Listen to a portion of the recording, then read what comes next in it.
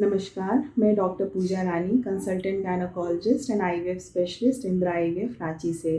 दोस्तों, उम्मीद करती हूँ कि इस कोरोना पैंडेमिक में आप सभी अपना ध्यान रख रहे होंगे और हाँ, सार्वजनिक स्थान पे जाने से पहले मास्क पहनना ना भूलें। तो चलिए, आज हम बात करने वाले हैं एक बहुत ही इम्पॉर्टेंट टॉपिक पे, ओवेरियन रिजर्व या एएमएच वैल्यू। एएमएच यानी एंटी मुलेरियन हार्मोन। ये एक ब्लड टेस्ट है जो हम महिला के मेंस्ट्रुअल साइकिल के किसी भी दिन करवा सकते हैं और इससे हमें ये पता लगाने में मदद मिलती है कि उस महिला का ओवेरियन रिजर्व कैसा है, यानी कि उसके अंडकोश में अंडों की संख्या कितनी है। हर महिला के अंडों की संख्या जो है वो उसके माँ के गर्भ में ही तय हो जाती है और ये हर महिला का अलग अलग होता है।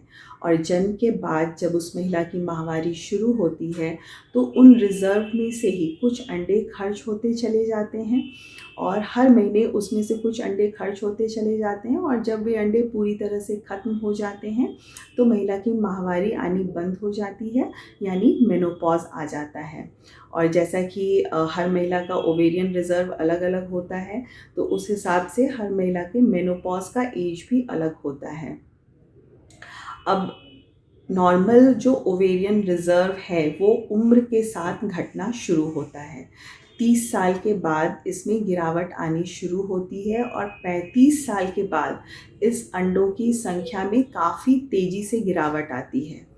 तो कई लोग जब अपना एएमएच टेस्ट करवाते हैं और उसका वैल्यू कम आता है, नॉर्मल एएमएच वैल्यू 2.2 से 4 नैनोग्राम पर डेसीलीटर होता है और जब इसकी वैल्यू लेस देन 1 या 1.5 नैनोग्राम पर डेसीलीटर होती है तो डॉक्टर्स उन्हें कहते हैं कि आपकी एएमएच की वैल्यू कम है, यानी कि आपके अपने अंडों से कंसीव करने के चांसेस कम हैं।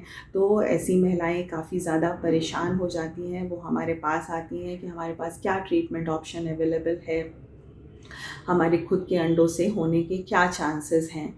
तो एएमएच वैल्यू एक तो एज से कम होता है और भी कई सारे फैक्टर्स हैं जिससे कि एएमएच वैल्यू आपका कम होता है।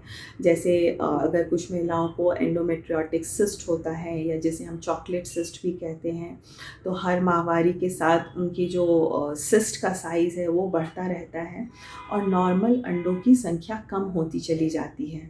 तो ऐसे केसेस में भी एएमएच वैल्यू कम होने लगता है और उनके कंसेप्शन के चांसेस भी कम होने लगते हैं।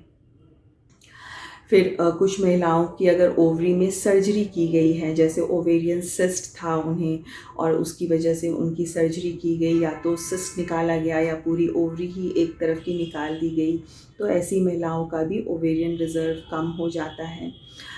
कुछ महिलाओं में जन्म से ही अंडों की संख्या काफ़ी कम रहती है और समय से काफ़ी पहले, यानी कि 30 साल या 35 साल में ही उनके अंडे पूरी तरह से ख़त्म हो जाते हैं और उनका मेनोपॉज आ जाता है, जिसे हम प्री मैच्योर मेनोपॉज भी कहते हैं।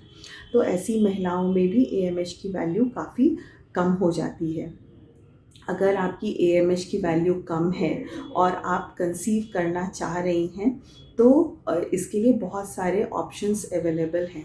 सबसे इम्पॉर्टेंट हमें ये देखना रहता है कि आपकी एज क्या है।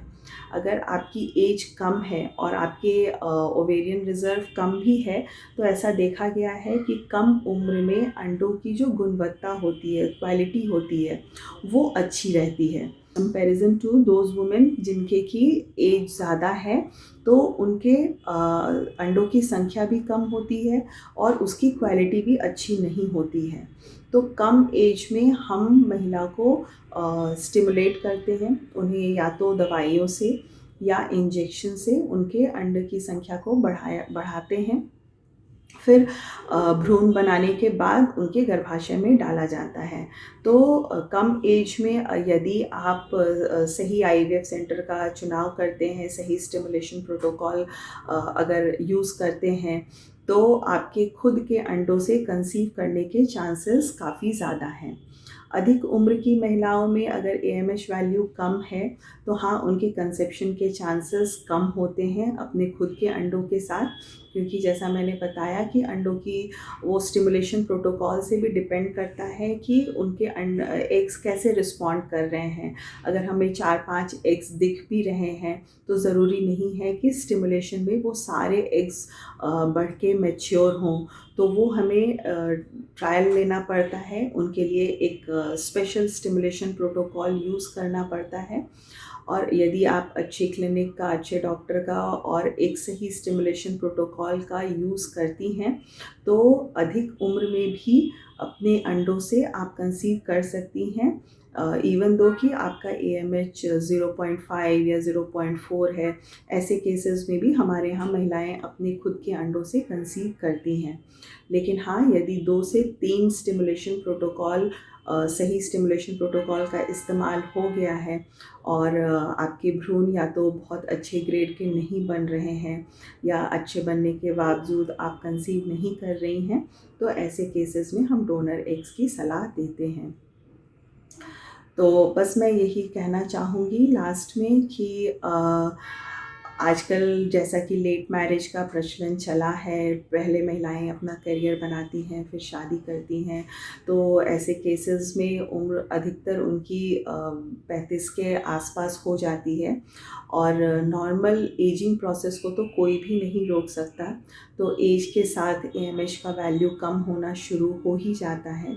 तो ऐसे केसेस में आप बहुत ज़्यादा टाइम वेस्ट ना करें और एक सही क्लिनिक और सही डॉक्टर का चुनाव करें और वहाँ पे अपना ट्रीटमेंट स्टार्ट करें, ताकि इससे पहले कि आपके सारे अंडे एग्जॉस्ट हो जाएं, उससे पहले आपको निर्णय ले लेना चाहिए अपनी ट्रीटमेंट का। आगे मैं फिर आपको इसके विषय में बताऊंगी नेक्स्ट वीडियो में। नमस्कार।